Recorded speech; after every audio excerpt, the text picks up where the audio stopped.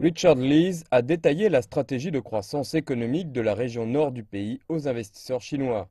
2 semaines auparavant, il s'était rendu en Chine accompagnant le chancelier de l'échiquier britannique George Osborne et des représentants de 4 villes voisines.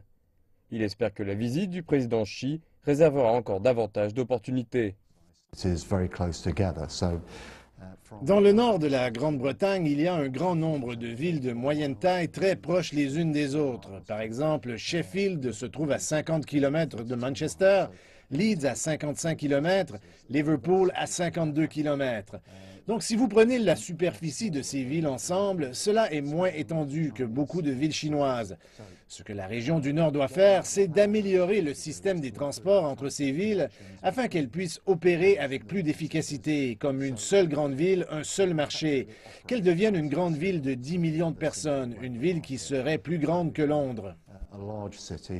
Les constructions d'infrastructures et d'installations énergétiques se trouvent au cœur de la stratégie. Richard Lees espère que les entreprises chinoises pourront se joindre à de tels projets. La Grande-Bretagne prévoit de construire un système de lignes à grande vitesse afin de relier Londres aux Midlands de l'Ouest et à Manchester. Selon Richard Lees, Manchester accueille à bras ouverts les compagnies chinoises qui souhaiteraient participer à l'appel d'offres pour ce projet.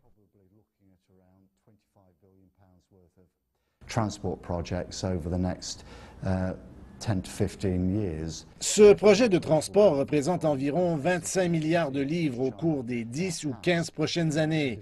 Tout cela bénéficiant de l'expertise que la Chine possède déjà. Mais il y a d'autres projets également. Nous avons déjà des investisseurs chinois travaillant dans le centre de Manchester, mais il y a de la place pour d'autres projets.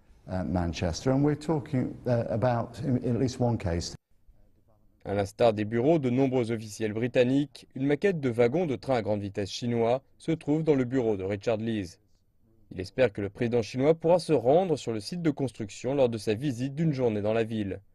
Lees espère également que les investisseurs chinois pourront se joindre à cette stratégie et promouvoir le développement local.